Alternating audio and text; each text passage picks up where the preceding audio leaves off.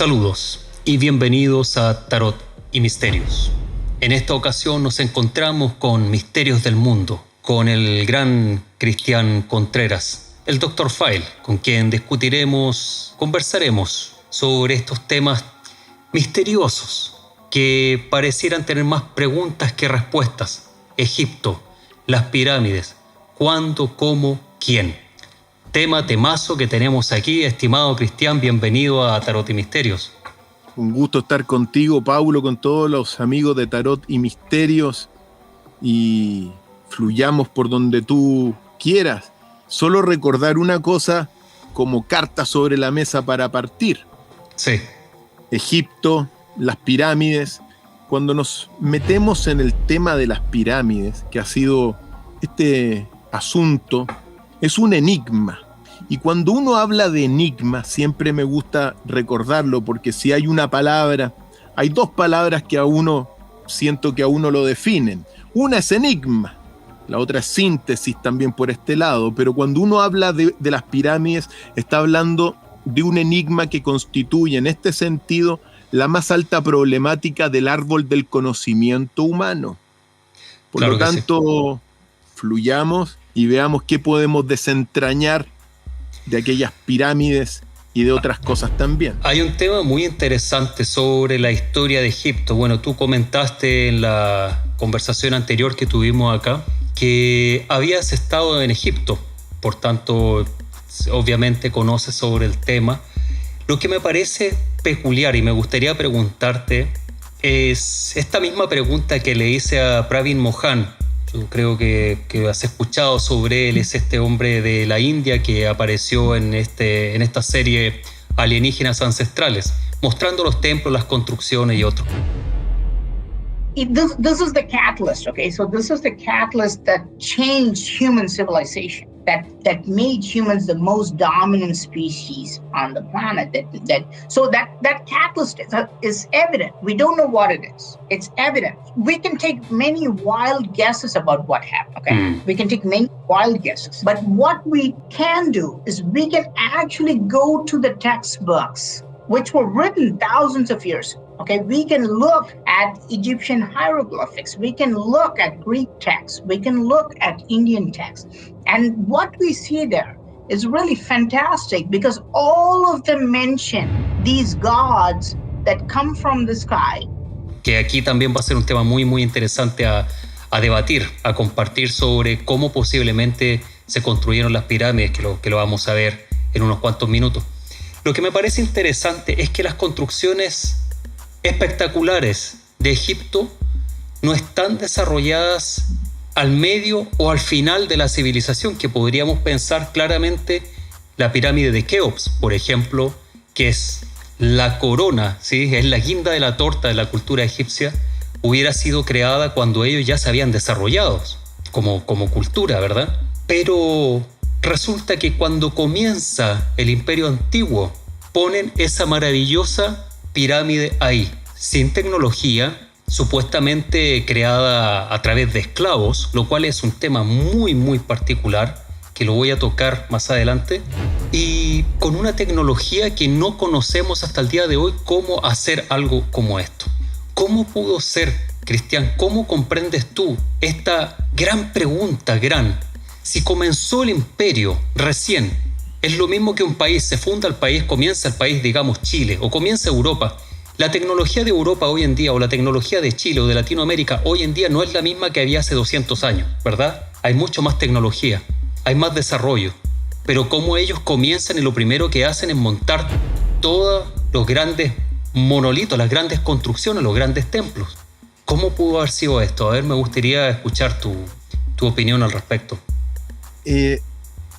Paulo, mira, si uno nos circunscribimos en la cronología que uno tiene, el imperio antiguo se funda con Narmer o Menes en torno del 3102 antes de Cristo. Claro.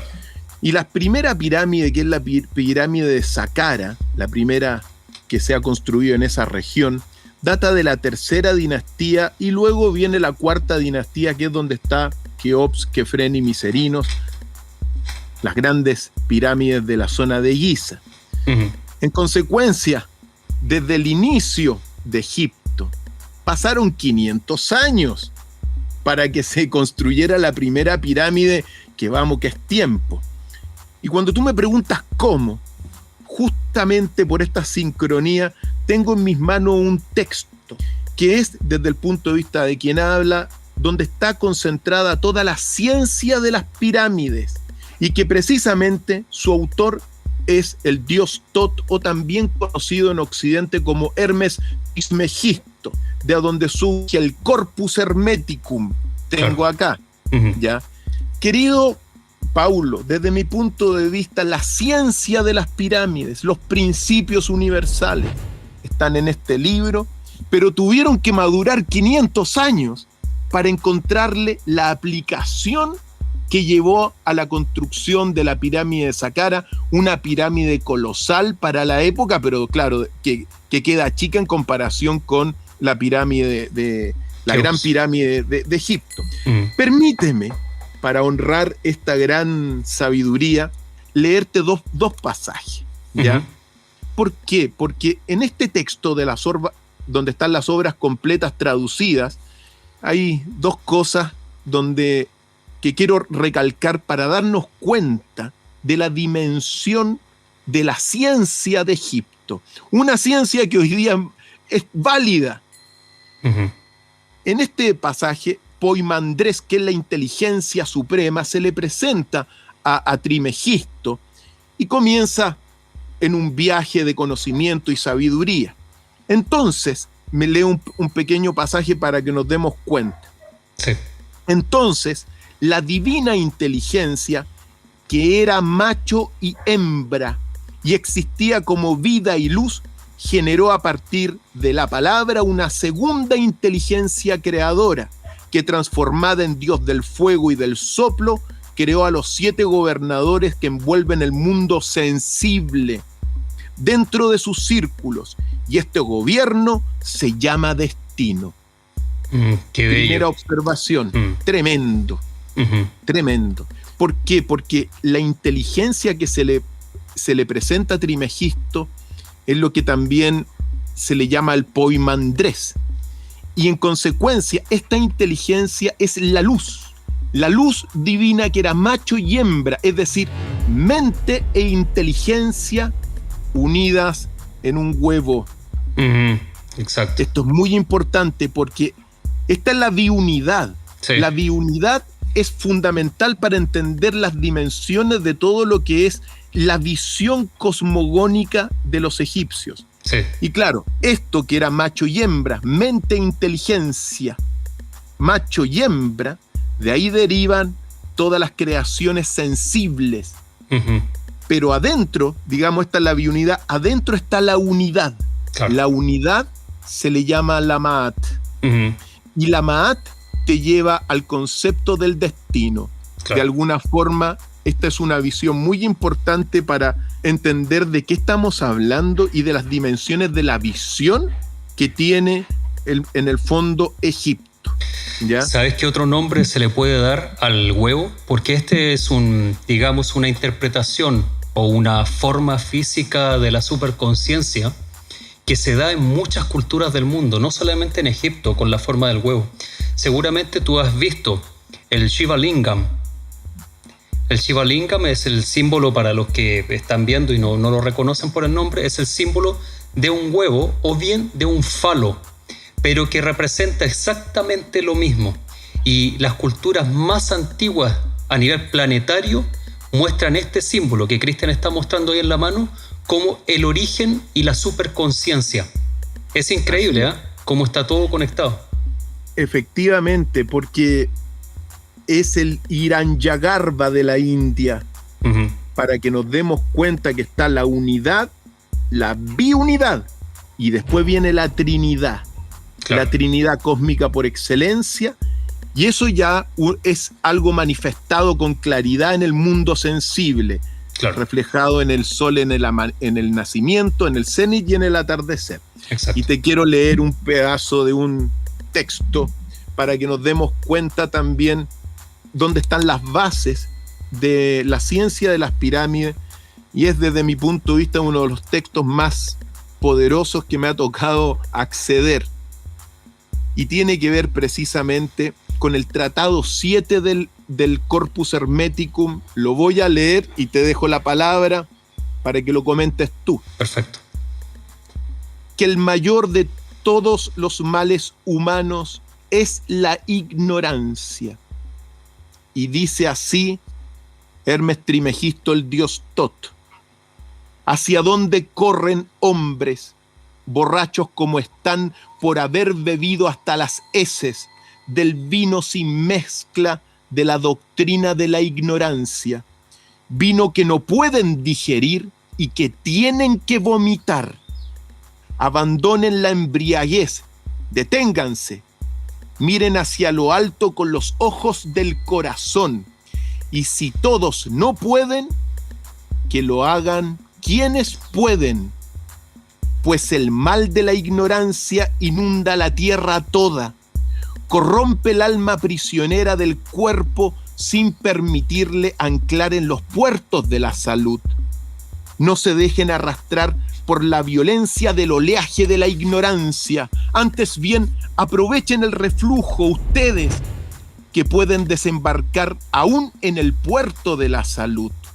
Arrojen el ancla y busquen un guía que les muestre la ruta hacia las puertas del conocimiento, allí donde refulge la luz brillante, pura de toda oscuridad, allí donde nadie está borracho, sino que todos están sobrios, alzando la mirada del corazón hacia aquel que quiere ser visto, pues no se dejan ver, ni entender, ni describir, y no es visible a los ojos del cuerpo, sino solamente al intelecto y al corazón.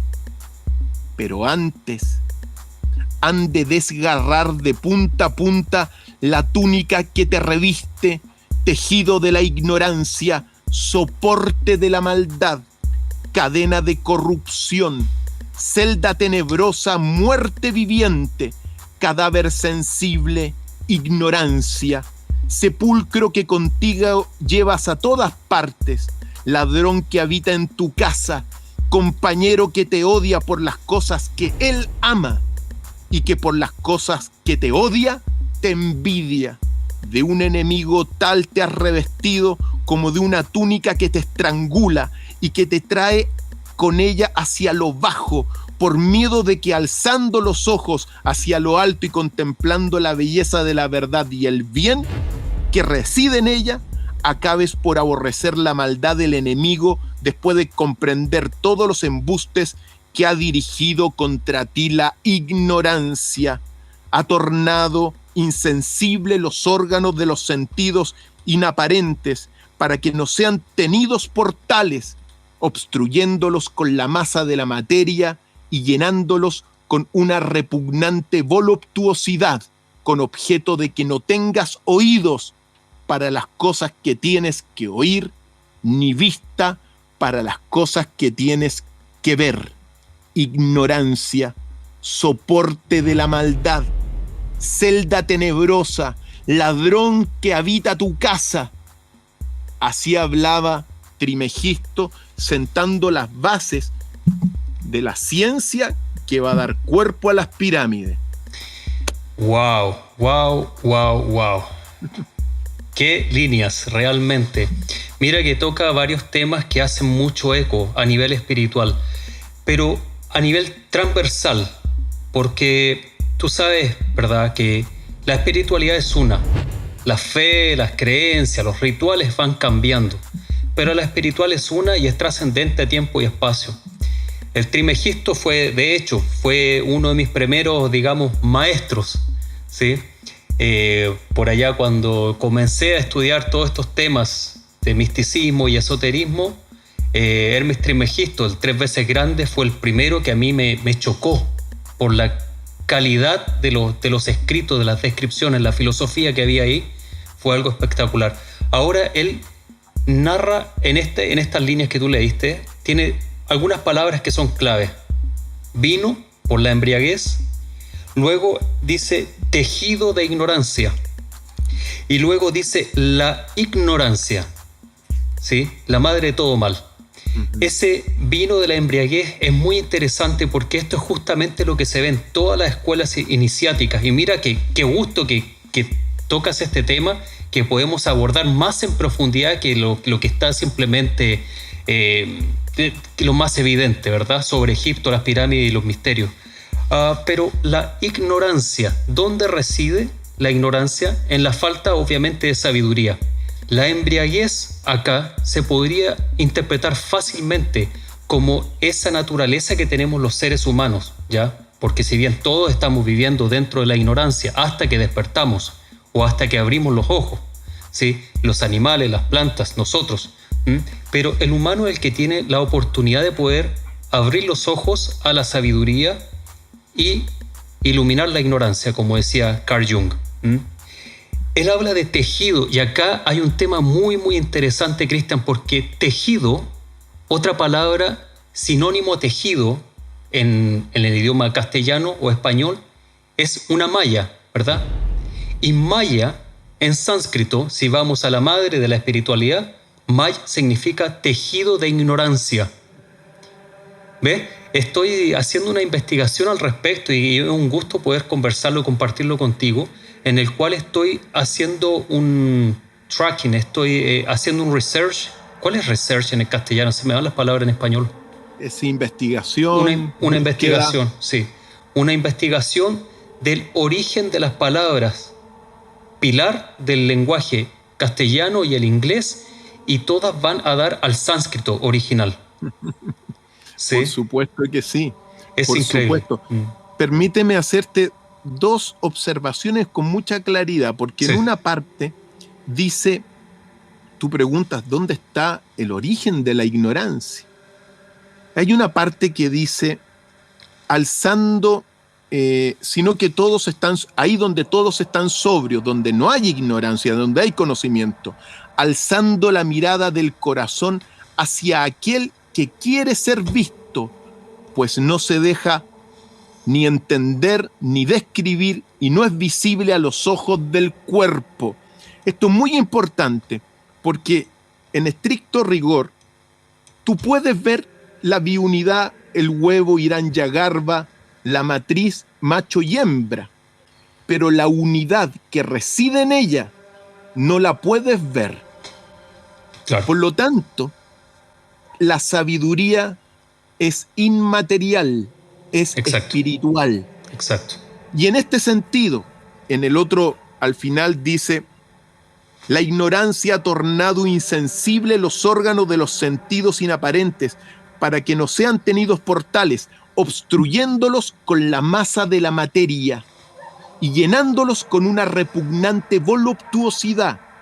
La ignorancia reside fundamentalmente en pensar que todo lo que nosotros vemos es la realidad y que no existe este mundo espiritual.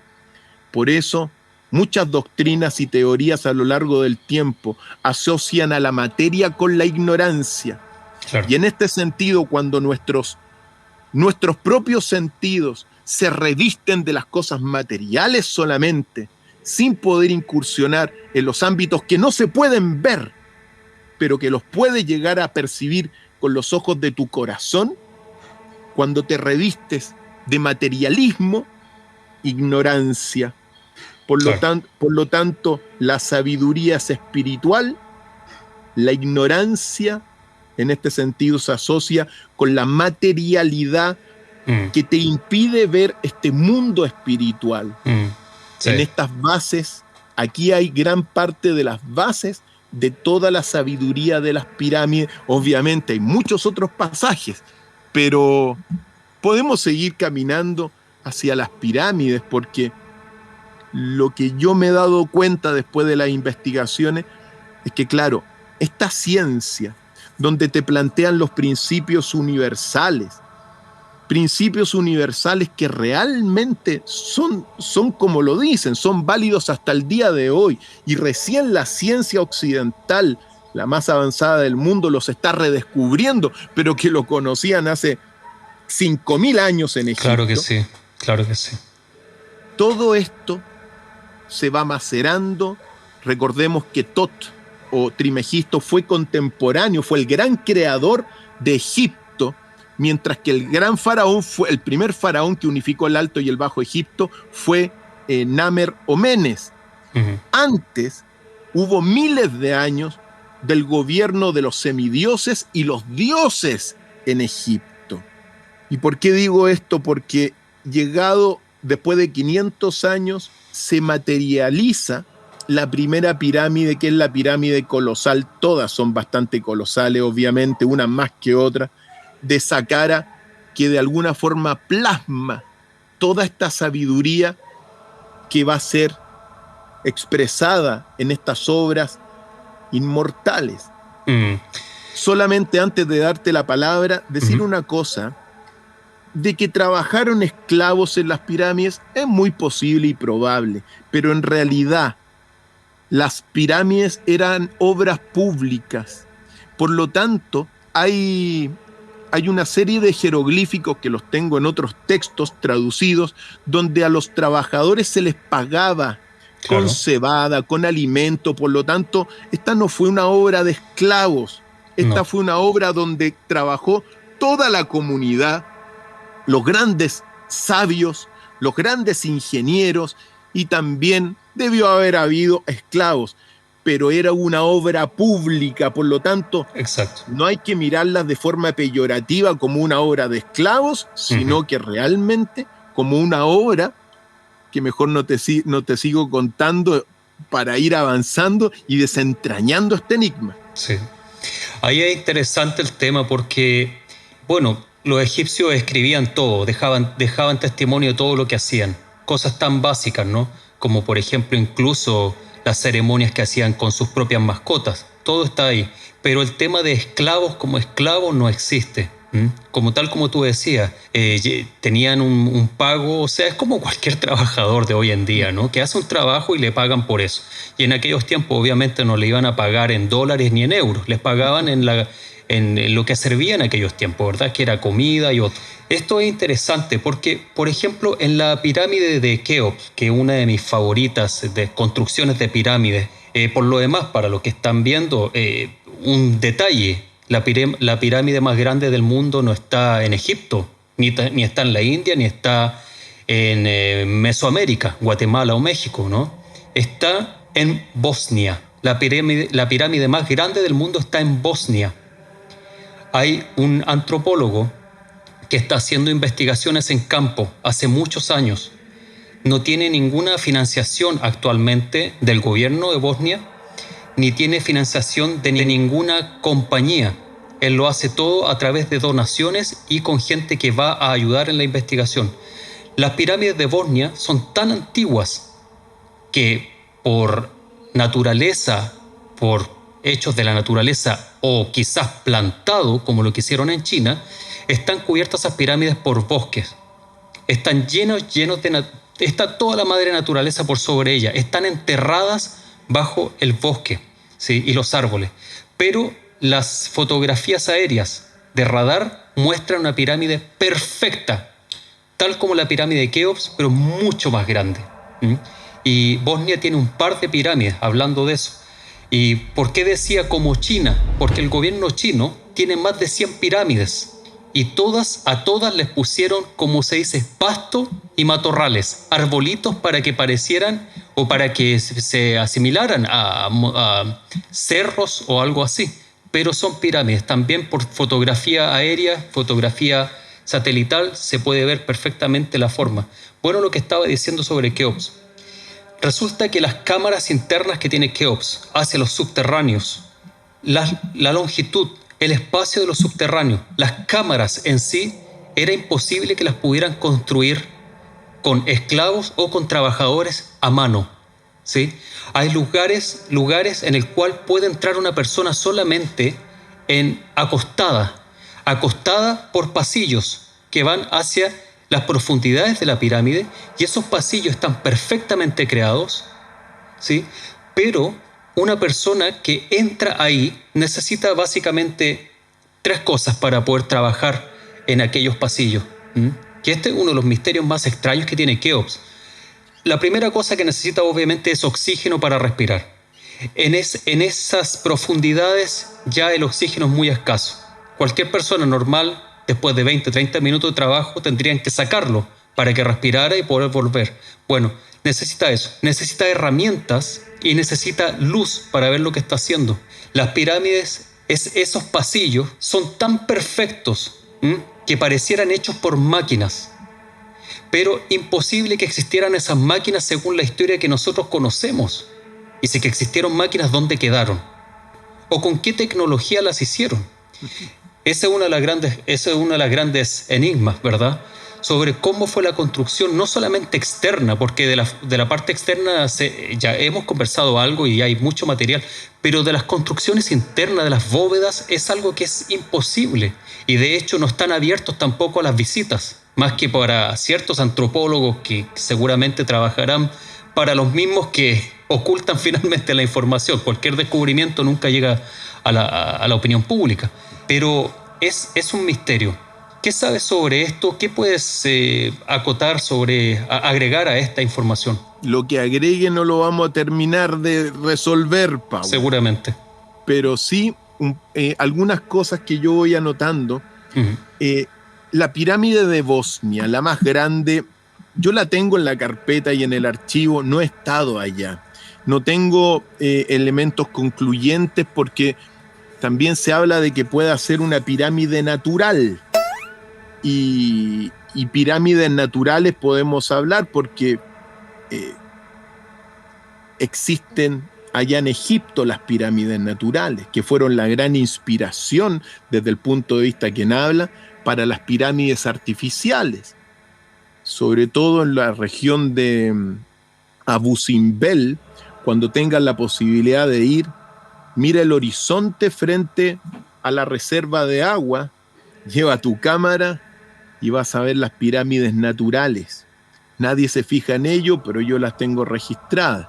Entonces, de Bosnia, bueno, dejémoslo ahí en términos de que puede ser, pero me falta esos antecedentes. Hay dos otras pirámides también que me gusta mencionarlas, que son también las que se pelean cuál es la más grande del mundo. Una es Cholula, allá en México, que en su momento dado la plataforma, solo un lado de plataforma, llegó a tener 450 metros de lado esa pirámide. Uh-huh. Por lo tanto, gigantesca. Uh-huh. Si es que es así, recordemos que allá en Cholula se contó después la leyenda cuando llegaron los españoles, que con las piedras de Cholula hicieron durante más de un año una iglesia por día.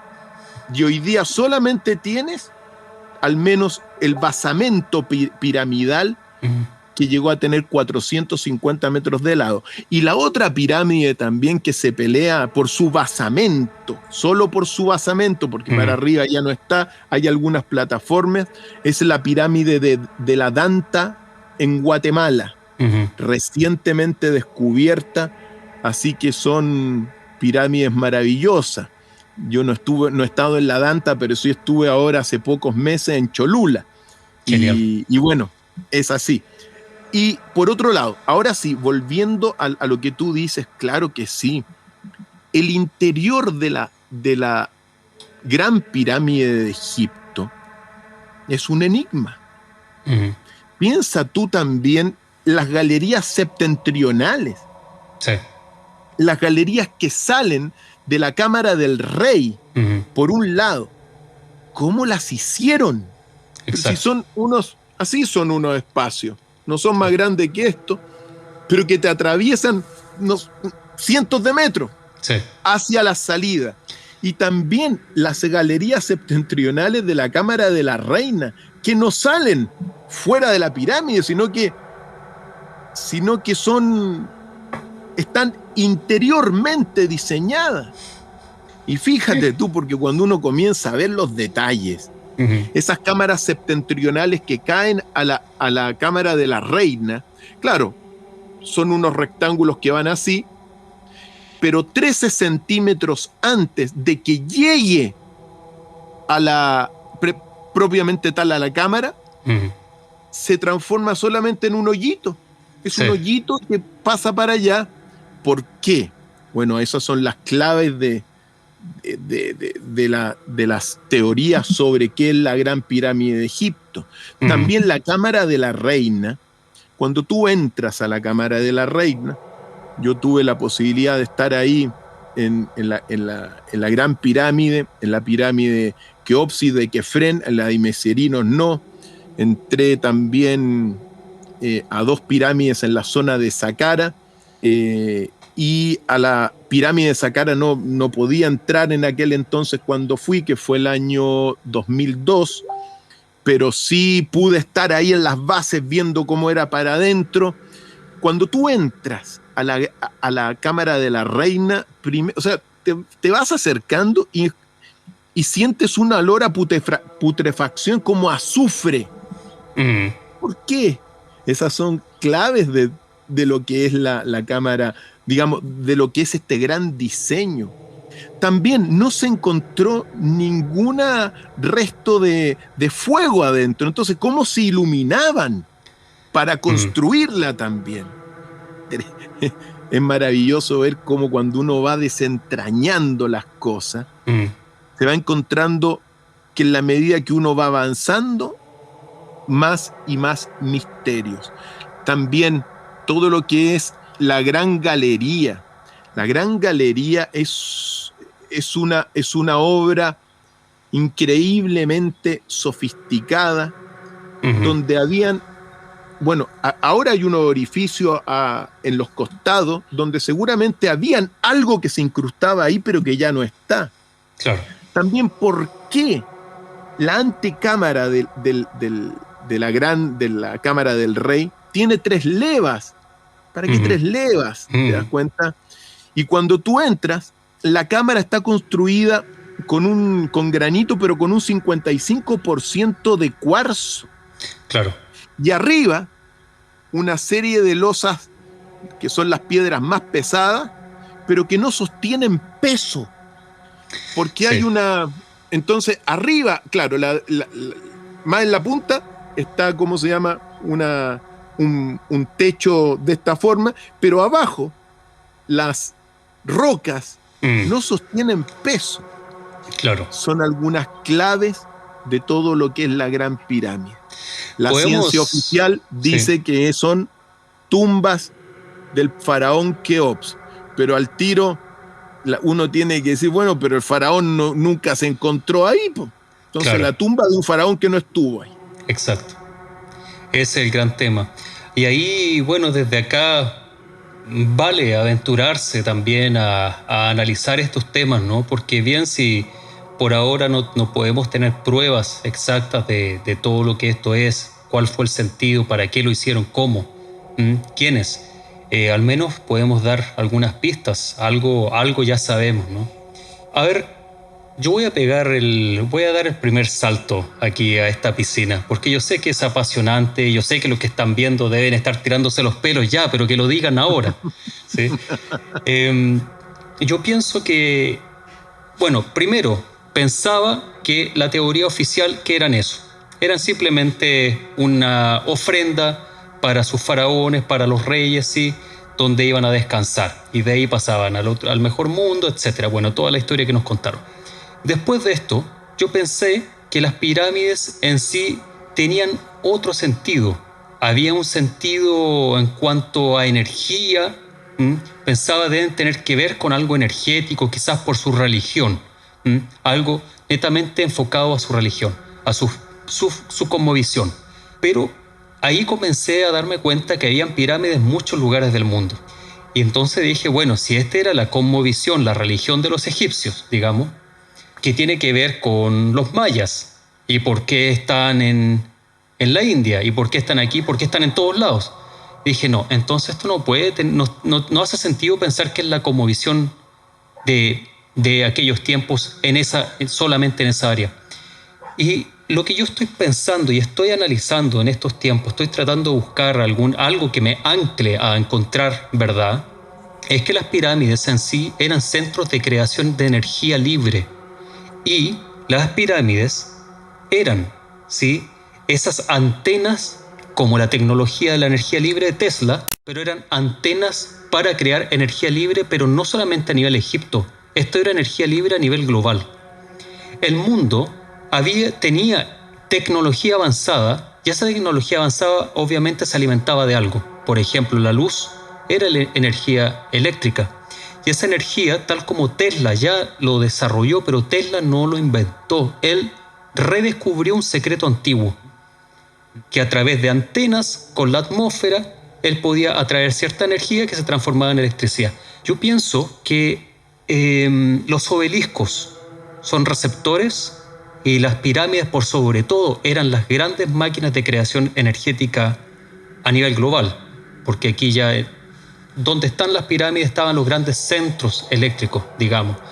Pero obviamente, desde algún punto de vista puede hacer sentido y hace un ancla con ciertas teorías, ciertas ideas, y cómo podían, por ejemplo, tener electricidad dentro de las pirámides. La teoría de los espejos no tiene sentido, porque el reflejo de los espejos va bajando la intensidad de luz. O sea, se llega al centro de la pirámide en oscuridad, no sirve. Tampoco se podía tener fuego, antorchas, como muestran algunas películas de los años 60 o 70, que entraban a las pirámides y estaban llenas de antorchas, ¿verdad? ¿Por qué? Por el monóxido carbónico. Se iba a consumir todo el oxígeno, no tiene sentido. Entonces, ¿cómo se alumbraban? Salvo que ellos mismos fueran seres así como una ampolleta, ¿no? No, tampoco me hace sentido. Tiene que haber sido algún tipo de electricidad.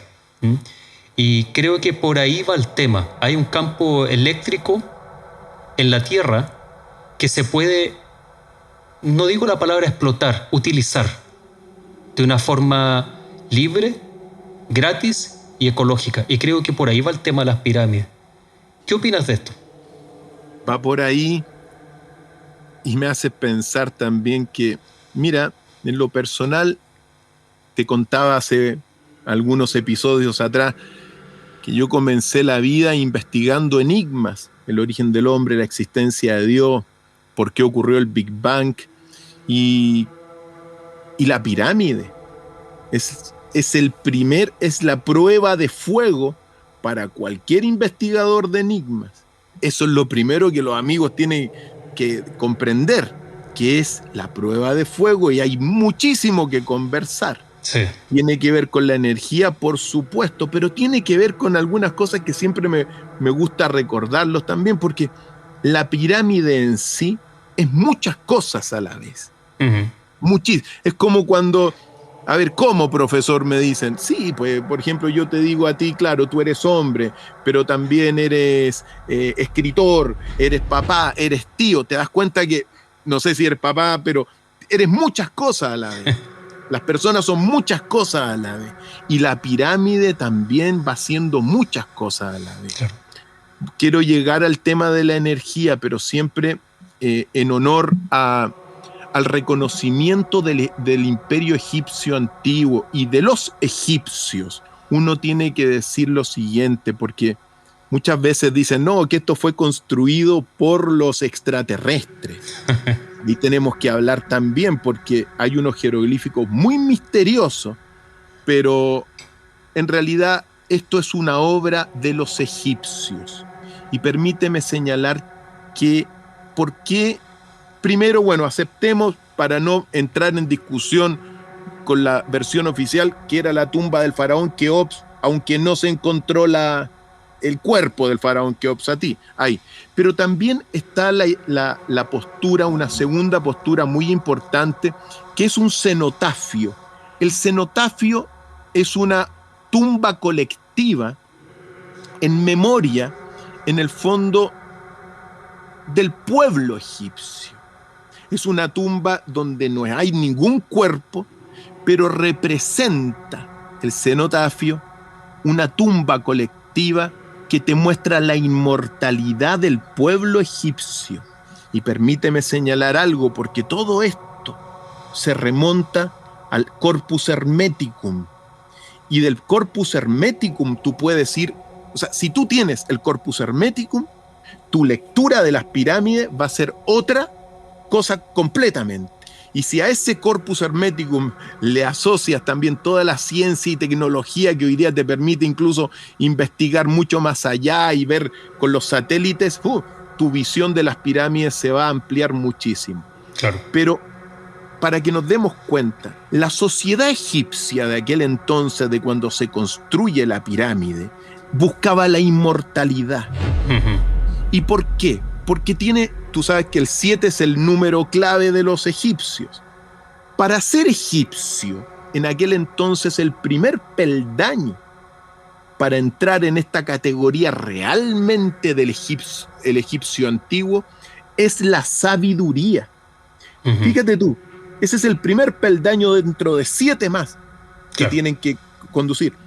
Pero fíjate que la inteligencia es anterior. El conocimiento viene después y después viene la sabiduría en un tercer peldaño. Claro. Uno nace con inteligencia, eso viene con el paquete, como dicen, nacimos y todos somos inteligentes. Desarrollamos el conocimiento y ahí se ha quedado esta sociedad. Para ser egipcio, el primer peldaño y para entrar en este cuerpo de sabiduría sagrada que no estaba abierto a todo, el primer peldaño, la sabiduría. Con la sabiduría tú podías pasar al segundo peldaño, que es el amor. Es decir, siendo sabio, tú eres capaz de amar. Claro. Cuando llegas al segundo peldaño de amar, y esto todo, imagínate la sociedad que se formó en torno de toda esta civilización. Claro. Segundo peldaño, entonces, la sabiduría te da paso a el amor como segundo peldaño te da paso a la justicia. Solamente la persona que ama puede ser juez, porque Claro. uno juzga amando al resto. Claro. Entrando en el tercer peldaño, pasas al cuarto peldaño, que es la belleza. Ujú. Siendo en ese sentido justo, tú puedes contemplar la belleza, que te da paso al quinto peldaño, que es el esplendor. ¿El esplendor de qué? ¿La belleza de qué? La belleza del mundo donde estamos. Y el esplendor también, cuando tú te das cuenta que en el fondo, ver una flor del Nilo, por ejemplo, es un esplendor del universo entero. Claro. Ver el nacimiento de un niño, de una niña, en sí es esplendoroso. Quinto peldaño. Después se te lleva al sexto peldaño, que es la ciencia de la unidad. Ujú. Ahí está. Claro. La ciencia de la unidad es la biunidad, macho y hembra, como lo dijo Hermes Trismegisto. La ciencia de la unidad te da el paso al séptimo peldaño, que es la inmortalidad. Claro. La pirámide es el ejemplo y el símbolo de la inmortalidad del pueblo egipcio. ¿Por qué? Sea lo que sea, después de 4.500 años, estamos hablando del pueblo egipcio. Fueron inmortales porque la pirámide también es este cenotafio colectivo que te refleja la inmortalidad del pueblo egipcio. Claro. Y para hacer eso, tenían que, imagínate, por eso digo, imagínate el nivel de sociedad, Sí, el ultra nivel avanzado. de sabiduría, que todos partían siendo sabios. Sí. Es Maravilloso. fantástico. Ahora, yo comparto, y este es el tema que uno va estudiando cuando entra en la temática, en el esoterismo egipcio, ¿verdad? Pero la discrepancia que yo tengo, y la explico así porque quiero seguir ahondando, ¿ya? Es Vamos. simplemente disparar para recibir más, ¿sí? Es que si esto fuera así, ok, lo entiendo, pero resulta que las pirámides no son solamente en Egipto, y las otras culturas que tienen pirámides tienen otras cosmologías, tienen otras formas espirituales o religiosas, ¿sí? Entonces, de pronto sí, me hace sentido y como que todo me suena muy lógico, pero siempre y cuando las pirámides solamente estuvieran en Egipto, entonces yo entendería que es una muy buena respuesta. Pero cuando veo que están en otras áreas, con otra forma de pensar, otro esoterismo, otra filosofía, que si bien la verdad final pudiera llegar a ser quizás lo mismo, pero la forma cultural eran diferentes. Entonces por ahí yo veo que hay algo que no cuadra del todo. Por ejemplo, las pirámides que hay en Mesoamérica, si hablamos de la cultura maya, tenemos esas pirámides escalonadas. Creo que hablamos de la pirámide de Tikal anteriormente, y si no, bueno, lo tratamos ahora. Una de las pirámides con una construcción fantástica, su altura, el diseño es una obra perfecta, pero resulta que la misma pirámide, ¿sí?, existe en Asia, está en Camboya, existe exactamente la misma pirámide con la diferencia que es de color rojizo. Y eso es algo que realmente te saca. Para mí eso es lo que rompe todo el esquema de interpretación que tengo frente a las pirámides, porque si existe la misma construcción, exactamente la misma construcción, la diferencia es que las pirámides que están en Camboya no son tan grandes, pero si lo ves a modo escala, es exactamente lo mismo.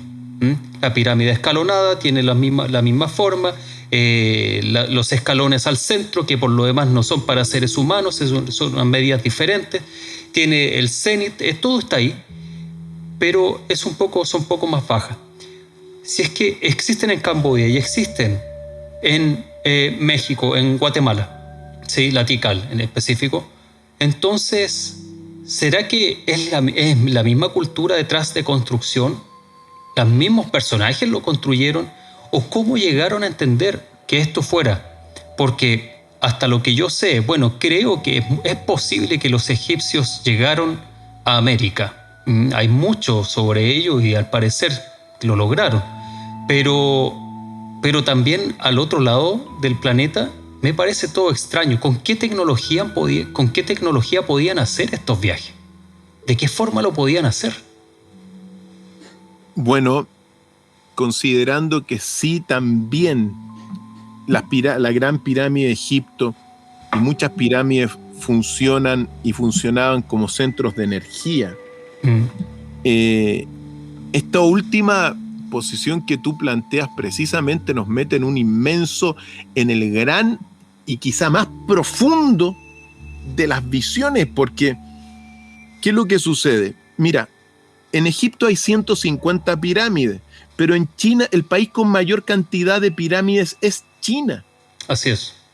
Y muchas de ellas, los chinos no son como los occidentales que profanan todo. Los chinos mantienen las pirámides sin violarlas. Por lo tanto, eso es muy, muy relevante. Y ahí hay más pirámides. Hay pirámides en el norte de Perú que se descubrieron hace poco tiempo. Sí. Todo lo que es la cultura Lambayeque, la cultura del señor de Zipán. Hay pirámides también la gran pirámide de Acapana de Tiahuanacu. Entonces, ¿cómo resolvemos eso? Pues bien, hay un lugar, porque ya estamos hablando de teorías donde uno las tiene que ir recomponiendo con ciertos vestigios, pero no hay ni siquiera textos escritos, pero sí hay una biblioteca lítica muy interesante, que es lo que se llama la Biblioteca de los Gliptolitos de Ica, en Perú. Claro. Donde fui allá y afortunadamente esta es una biblioteca de piedras del doctor Cabrera Darquea, donde él en paz descanse, pero su secretaria, a quien habla, le abrió el museo, y tú encuentras ahí unas rocas talladas. Exacto. Donde son antiquísimas muchas de ellas. Que por lo demás se parecen al huevo que estás mostrando. Tiene estas rocas negras con forma de huevo. Por supuesto que sí. Y también, querido Paulo, hay una roca, mira, se le critica, permíteme decir una cosa, porque los arqueólogos peruanos, que son muy, muy avanzados en muchas cosas, critican la obra de Darquea porque efectivamente hay muchas piedras que son, bueno, que las han hecho de forma moderna, ¿ya? Y yo me compré incluso un souvenir donde una piedrecita también ahí muy pequeñita tallada, pero son souvenirs que te cuestan 10 pesos, no es nada, ¿ya? Es para traerlas de recuerdo. Sí. Pero sí también hay muchas de esas rocas que fueron descubiertas en tumbas incas de miles de años. Claro. Por lo tanto, uno no puede desacreditar la obra del doctor Darquea, Cabrera Darquea. Y sí. precisamente ahí, en ese espacio, en esa biblioteca lítica, hay dos piedras que te muestran el mapa del mundo hace millones de años, del cual deriva una teoría que se puede sintetizar en que hubo otra humanidad previa a esta. Claro que sí. Una humanidad que convivió con los dinosaurios. Exacto. Y que se alimentaba de energía de pirámides que estaban en la atmósfera. Y esas pirámides de la atmósfera se conectaban por unas especies de canales energéticos con la energía que hay en la Tierra, o se cargaban de esta energía que tenía la Tierra. Por lo tanto, esas rocas son impresionantes. Claro. Porque te muestran los mapas. El mapa incluso estaba Lemuria, estaba la Atlántida, o sea, y habían dinosaurios, y había una categoría humana muy distinta a la actual. Sí. Pero lo interesante es que si estas rocas son así, te hablan de que existió otra humanidad, una humanidad que convivió con los dinosaurios. Eso significa que hace más de 65 millones de años habría habitado la Tierra una humanidad que tenía a las pirámides como especies de naves para viajar en el espacio-tiempo. Claro. Esto es maravilloso de verlo. A mí me encanta porque te abre la visión. Claro, ¿ya? que sí. Pero solamente tenemos esos registros y la pirámide también, y esos registros de rocas fundamentales para hablar de algo que quizás no lo podemos comprender con claridad, pero sí, si todo esto es así, después de esa hecatombe donde se mueren todos los dinosaurios por el meteorito, desaparece esa humanidad, pero quedan en la Tierra lo que se llaman las pirámides naturales. Claro. Y son las pirámides naturales, si esto es así, que van a ser la inspiración de las pirámides artificiales en toda la Tierra. En Egipto hay, y me permito señalar un descubrimiento de esos magníficos que afortunadamente he podido hacer. Hace 2 semanas atrás estuve en Salamanca, valle del río Choapa, en toda una zona de... Cuenta un poco para los que miran desde fuera de Chile. ¿Dónde está ubicado? Sí, Salamanca está prácticamente a 3 horas en auto de Santiago al norte. Está en un valle que se llama el Valle del Río Choapa, y que fue, antes que llegaran los españoles, una zona de nuestros pueblos originarios llamados Diaguita. Claro. Fíjate tú que llegamos a un lugar que se llama la Piedra Rutera, una piedra con tallados y con escritura inca, mapuche, molle y diaguita. Es decir, una piedra de unión de las culturas. Claro que sí. Y esa piedra de unión de las culturas, yo quedé, la verdad que feliz de lo que vi, porque es un patrimonio arqueológico maravilloso de Salamanca. Salamanca, lugar de unión de las culturas, muy importante para que no lo olviden, amigos. Pero frente a esta piedra rutera había un búho de piedra que te apuntaba, el búho, hacia donde estaba 2 cementerios diaguitas. Entonces tú, claro, estás con la piedra rutera a un lado, el búho apuntando hacia los cementerios, y los 2 cementerios están instalados y construidos en la base de una pirámide natural.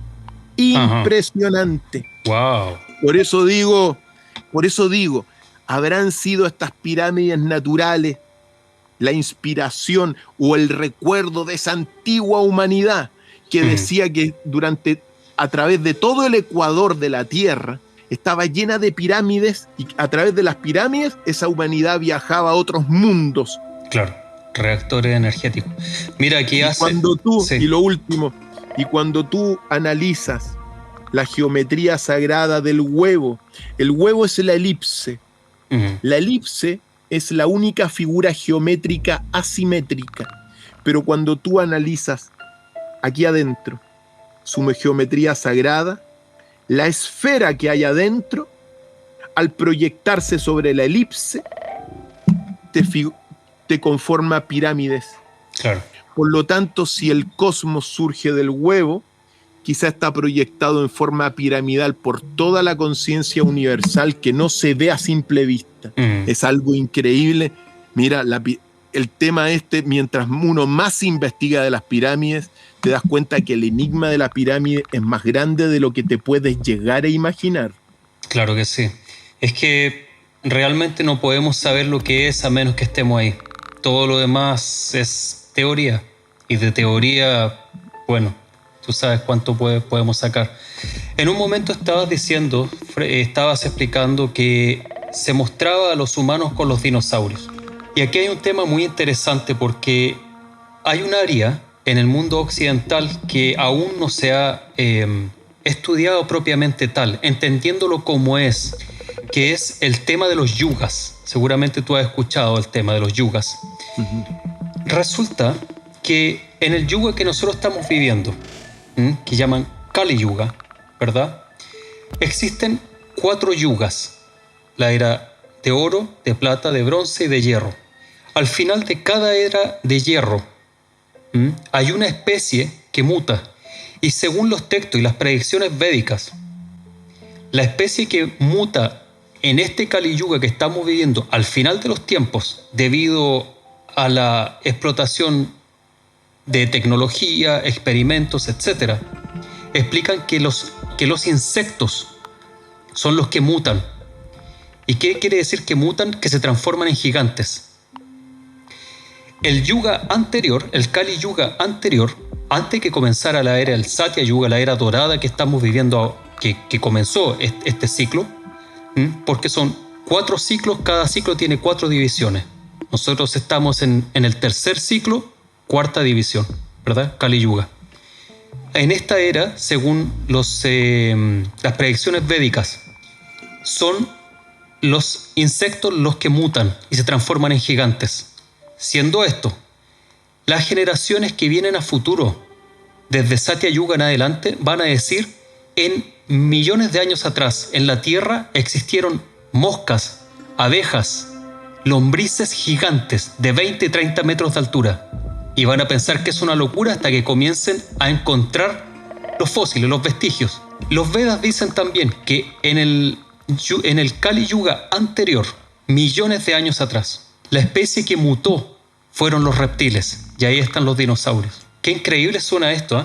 Si es que vemos el tiempo, historia, la historia y el tiempo, la historia como tal, como nos han enseñado, ¿verdad? Es una historia lineal, comenzó allá y termina por allá, ¿verdad? Es así. Pero el tiempo, la historia, tal como dices tú, ¿aló? Sí, sí. Sí. Tal como dices tú, que posiblemente la conciencia o la evolución universal tiene forma de huevo. A lo que se refiere este tema es que en sí todo en el universo tiene forma de espiral. Tiene forma circular y va expandiéndose en ese círculo. Entonces, cuando vemos la historia como una línea de tiempo, estamos errando, porque el tiempo no es lineal, es circular en espiral. Lo que dicen, según pruebas de carbono 14, según las pruebas arqueológicas con la tecnología occidental, que por lo demás todo esto está basado en el punto de vista occidental, ¿sí? Las interpretaciones, por ejemplo, de los textos védicos, de cómo es la mitología hindú, etc., simplemente la conocemos por las traducciones y los escritos que hicieron los ingleses cuando invadieron India, que no lo escucharon ni lo aprendieron de un maestro como era la escuela original. Ellos tomaron, interpretaron, dijeron, bueno, incluso dijeron los ingleses en aquellos tiempos, y hago este paréntesis, que 4 libros en inglés que ellos tengan en cualquier biblioteca en Inglaterra era más importante que toda la tradición védica que existe en la India. Imagínate el nivel de ignorancia, y esas personas comenzaron a hacer las traducciones, las interpretaciones que se conocen hasta hoy en día. Cuando vemos el tiempo lineal, los tiempos son mucho más cortos de lo que realmente sucedió. Cuando se dice 65 millones de años para los dinosaurios y el ser humano, parece una locura. Pero en los tiempos reales, por ejemplo, Ramachandra estuvo sobre el planeta Tierra. Según la antropología y la historia, dicen que aproximadamente entre 7 hasta 9.000 años atrás. Pero en los textos védicos, toda la historia se escribe en términos a fenómenos astronómicos. Ahí ya no hay mentira. Los eclipses se manifiestan los eclipses bajo cualquier religión, credo, filosofía o tiempo o forma de entender la realidad, se van a manifestar como son en los tiempos que corresponde. Según la medición astronómica, Rama, ¿sí?, estuvo hace más de 1 millón de años en la Tierra. Es una brutalidad para lo que a nosotros nos dijeron que fue. En ese tiempo no existía nada. Pero en ese tiempo ya existían los Vimanas, las máquinas voladoras, existían esos imperios, que está todo escrito en el Mahabharata, en el Ramayana. Es una historia increíble, pero si es que la vemos de forma lineal, no cuela, no encaja. Pero cuando vemos que la historia es circular y es espiral, entonces ahí sí, ahí podemos comprender que todas estas cosas, incluyendo las pirámides, y permíteme que haga el último punto aquí, porque es frente a lo que tú estabas diciendo. Esas pirámides naturales, o las pirámides que vemos hoy en día, hechas de roca, de piedra. ¿Qué pasa, por ejemplo, con los árboles ancestrales, con las maderas ancestrales que tienen miles y miles de años? Se van solidificando y les llaman silicio. Pareciera que están hechas de piedra. Si tú dejas un trozo de metal, ¿sí?, lo dejas en el bosque o en la tierra, en cualquier lugar que no tenga intervención humana, va a comenzar a crear una capa, una corteza, se oxida, ¿sí? Si dejas cualquier material, cualquier máquina, un auto, lo dejas ahí y después de 20.000, 30.000 años ese auto va a parecer una roca gigante entre la oxidación, los minerales que va atrayendo, ¿sí?, y termina siendo una roca. Nadie va a saber que eso es un auto a menos que abras esa piedra. Las pirámides originales no eran hechas solamente de piedra. Tú sabes, tú estuviste ahí, las cúspides eran de materiales sagrados, por ejemplo, alineaciones de metales, oro, o eran de cuarzo. Y esas máquinas, esas pirámides, que nosotros vemos muchas de ellas, incluso en India hay pirámides que les llaman Vimana. Y Vimana también es la palabra de ovni en los Vedas. Dicen que estas máquinas originalmente eran máquinas voladoras, pero uno las ve ahora y las ve oxidadas, o sea, con una capa como una piedra.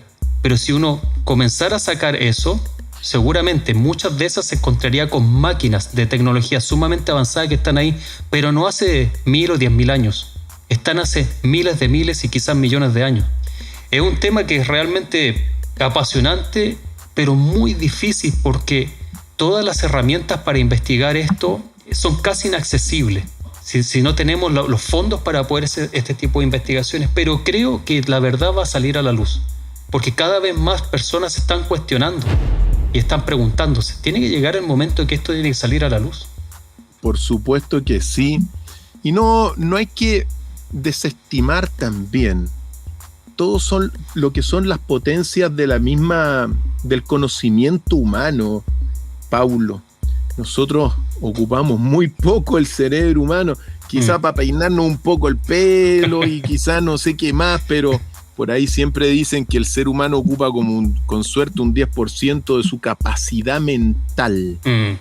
¿Y por qué digo esto? Porque hiciste menciones a una serie de cosas. Primero, lo fundamental, yo creo que es vital darnos cuenta que nosotros vamos en una espiral del tiempo, como tú lo señalás, y eso es muy importante para sacarnos de encima, al menos hablo yo como chileno, sacarnos de encima ese calendario gregoriano que te tiene una visión lineal del tiempo y que es causa de una serie de problemas en nuestra humanidad. Así es. Adiós. Así es. Incorporemos el calendario perfecto de 13 lunas de los mayas, que tiene la concepción espiral del tiempo. Exacto. Y hay que tener mucho orgullo de eso, porque China, por ejemplo, tiene una visión cíclica. Exacto. Entonces no es precisa tampoco. La más precisa de todos los calendarios que hay en la Tierra y que han existido no es ni la cíclica ni la lineal, sino que es la maya de carácter espiral. Claro. Yo siempre, cuando tú mencionaste eso, yo me detengo, porque es fundamental entender que vamos en una visión espiral y que tenemos que incorporar el calendario de 13 lunas espiral en nuestra vida para volver a sincronizarnos con la naturaleza, con el espíritu, con el sol, con la luna, con el centro de la galaxia. Así que eso yo te lo destaco completamente. Después haces otra mención también a los vimanas. Pues bien, toda la arquitectura dravídica del sur de la India, que tú la conoces, bueno, son vimanas de alguna forma, son esas pirámides hindúes indias antiguas que te reflejan precisamente estos carros voladores que están registrados en el Mahabharata y que, bueno, y que quedaron plasmados en estos bellos monumentos que son las pirámides dravídicas, o estos monumentos dravídicos del sur de la India, y que nos remontan también, mira, todo lo que es la cronología que uno tiene, hoy día se está revisando. Estamos revisando la cronología de las pirámides, estamos revisando la cronología de la humanidad en sí. En este sentido, permíteme señalar, antes de hablarte de otra cosa que tú señalaste, y que aunque nos desviemos un poco, pero es bueno porque esto nos permite, las pirámides, incursionar en la conciencia y en la sabiduría profunda. La matriz del lenguaje, te lo iba a decir anterior, el primer lenguaje es el lenguaje de la cultura del Valle del Indo, de la India, que era silábico y jeroglífico simultáneamente. Y eso es muy relevante porque el origen de la humanidad precisamente está allá y no en Mesopotamia. No. ¿Ya? Y en consecuencia, ¿qué es lo que sucedió? Ese lenguaje antiguo sánscrito, que era silábico y jeroglífico, claro, se desmembrena porque ahí está la matriz. El silábico queda en Mesopotamia, Sumeria, y el jeroglífico queda en Egipto. Claro. Pero la matriz es India. Así es. Y ahí en la India también está este recuerdo de los vimanas, y recuerdo, como tú dijiste, de estas, bueno, pirámides hindúes, por decirlo así, muy hermosas. Y otra cosa también, porque que nos remonta, mira, precisamente estando ahí en esta exploración que hicimos con el Centro Unido, caminando, porque estamos llevando todo el mensaje de este nuevo Chile que queremos construir a nivel político. Los sabios de allá, al mirar el valle mágico no solamente de Choapa, de Salamanca, sino que también del Valle del Elqui, que está un poquito más al sur y que es maravilloso, cuando tú ves los cerros y las montañas, ellos dicen ahí, son los gigantes dormidos. Las montañas como gigantes dormidos. Y permítame decir una cosa, porque también si hay algo impresionante de esa zona de Salamanca, es que en ese lugar, querido Paulo, y yo te lo podré después compartir en una fotografía y en un registro de campo, claro, estaba la piedra rutera, la piedra de la unión de las culturas, estaba el búho mirando el cementerio con la pirámide natural, y atrás, digamos, en una línea, estaba Pachamama. Y permíteme señalar eso, porque eso es lo que dicen. Los sabios dicen que esa es Pachamama. ¿Y qué es Pachamama? Un cerro arriba que tú lo ves y tiene la forma de una mujer acostada mirando al cielo. Wow. Es tan importante eso, querido Paulo. ¿Por qué? Porque recordemos que cuando llegaron los españoles acá, aquí habían muchos dioses, pero habían dos dioses fundamentales, Pachamama y Pachapapa. Y en esa zona mística, mágica Diaguita del Valle de Salamanca, del Valle del río Choapa. Sí. Tú ves a Pachamama mirando el cielo con toda Wow. su forma femenina y hermosa, que es impresionante. Pero, ¿por qué te digo esto? Porque cuando tú dices, se necesita de repente muchos recursos, ¿sabes qué? Yo pienso que lo que tenemos que realmente ocupar ahora es el lado de la intuición profunda, Ujú. que nos lleva a observar cosas que el racionalismo, recordemos que tenemos dos cerebros acá, el racional científico causa-efecto y el humanismo intuitivo, los motivos, Claro. la intuición profunda. Claro que sí. Bueno, el tema ese que dice sobre el unir los hemisferios cerebrales es vital para el desarrollo del ser a nivel holístico. Esta forma social, cultural que nos han impuesto de pensar solamente en el lado racional, en los números, y dejar de lado toda la parte artística, la parte filosófica, la intuición, ¿verdad? Es para simplemente separar al ser humano y dejarlo en una forma zombie, digamos. La mujer es solamente mujer, el hombre solamente es hombre. Pero en todas las escuelas iniciáticas, tal como comenzábamos y tú mostrabas el huevo, ¿verdad? Que tiene estas dos energías internas, masculino y femenino. El Purusha y el Shakti, como se diría a nivel védico. Ese huevo es el ser humano cuando el hombre integra su parte femenina, su hemisferio cerebral, ¿sí? Que está dormido, es cuando realmente comienza la magia y comenzamos realmente a vivir y a entender las cosas de una forma real, completa. Permíteme señalar eso, porque la matriz del universo, recordemos, la unidad que está dentro, la Ma'at, Uh-huh. no se puede ver, es espiritual. ¿Podemos ver el huevo? Sí. El huevo es la sombra de esa energía, por Claro. decirlo así. Claro. Es una metáfora, pero es como, podemos ver el huevo, pero no podemos ver la energía espiritual, ¿ya? Claro. Pues bien, macho, hembra, hombre y mujer, la sabiduría radica acá, ¿ya? Ujú. O sea, acuerde, ciencia de la unidad, sexto peldaño, y después inmortalidad.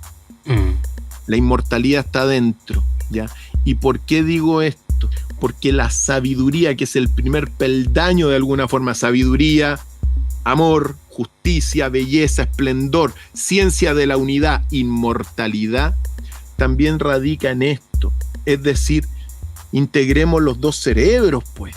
Claro. Integremos el racionalismo con el humanismo, y cuando lo hagamos, nos vamos a dar cuenta que tenemos una potencia divina y que somos reflejos o aspectos, cada uno de nosotros, Paulo, de la misma divinidad. Cada uno de nosotros es un reflejo del ser divino del universo. Claro. Y cuando reconozcamos esto como matriz del cosmos y matriz de la vida, porque todo aquí en la tierra, ¿de dónde surge? De huevos, Claro. huevos fecundados adentro del vientre materno, y hay otros que los ponen, pero son huevos. Sí, sí. ¿Te das cuenta? Es arquetípico. divinidad es una cosmogonía que se refleja en la antropogonía. Cuando entendamos que aquí está el más antiguo de todos los dioses, Krishna, cuando nombra la palabra Dieus o Diaus en sánscrito antiguo, habla de una biunidad divina gobernante del universo, al más antiguo de todos los dioses, macho y hembra, unidos en un huevo de luz. Por lo tanto, el Dios original, según las palabras de Krishna, biunidad. Y de ahí que la cultura del Valle del Indo haya reflejado de todas las culturas y civilizaciones de la Tierra socialmente una igualdad gemelar entre el hombre y la mujer. Claro que sí. ¿Por qué? Porque esta era la matriz original. Ahí hay un Y tema esa muy matriz interesante. original está también plasmada en la Gran Pirámide de Egipto. Claro. Ahí hay un tema muy interesante que acabas de tocar, que pudiera ser tema para el próximo capítulo, ¿eh? Pero es posible. según estudios, investigadores y personas que nacieron en esa cultura, hablando del Valle del Indo, que la cultura védica, que supuestamente nace del Valle del Indo, no es del Indo, pero sería una cultura externa que llegaría hasta ahí luego del gran cataclismo que pudo haber sido hace 9.000, 12.000 años, que tendría relación con el diluvio universal. Pero ¿qué tal, Cristian, si dejamos esto para la próxima entrega? Porque es apasionante y estoy seguro que nos vamos a quedar 3 horas conversando sobre este tema. El origen de la humanidad, querés llegar. Dejamos muchos ámbitos abiertos sobre la pirámide. La pirámide tiene muchos más misterios, sí, increíbles de conocer. Los pueden conocer, yo les digo, en mi academia con K de kilo, con K de academia griega.cl, en docfiles.cl. Pueden también ingresar ahí a estos grandes enigmas. Ahí está, en el banner abajo está la dirección, lo pueden ver ahí, docfiles.cl. Y me parece muy bien, querido Paulo, dejemos a nuestros amigos en puntos suspensivos para ingresar en los grandes enigmas del origen de la humanidad. Eso es. ¿Te parece? Eso es. Fantástico. Bueno, Cristian, ha sido un placer como siempre estar contigo, conversar, filosofiar sobre estos temas. Gracias por visitarnos y bueno, si te quieres despedir aquí, la pantalla es toda tuya. Solamente mandarle un gran abrazo a los amigos que están más allá, al otro lado de la orilla, a toda la comunidad de Tarot y Misterios, a todos los amigos de Docfiles también. Vamos adelante y sigamos en este camino de expandir y abrir los paradigmas, porque cuando nosotros hablamos de enigmas, los enigmas se resuelven solamente ampliando los paradigmas y las visiones. Así que hasta muy pronto, querido Paulo. A los amigos nos vemos y a los que están acá en Chile, apoyen Centro Unido para hacer un partido oficial. Bueno, muchísimas gracias a todos por ver, por estar aquí en esta transmisión. Deja tus preguntas a Cristiana, Dr. File, aquí abajo en la caja de comentarios y así podemos leerlo. Y para la próxima reunión, aquí vamos a poder contestar y conversar sobre aquellos temas de interés. Muchas gracias por ver y nos encontramos pronto.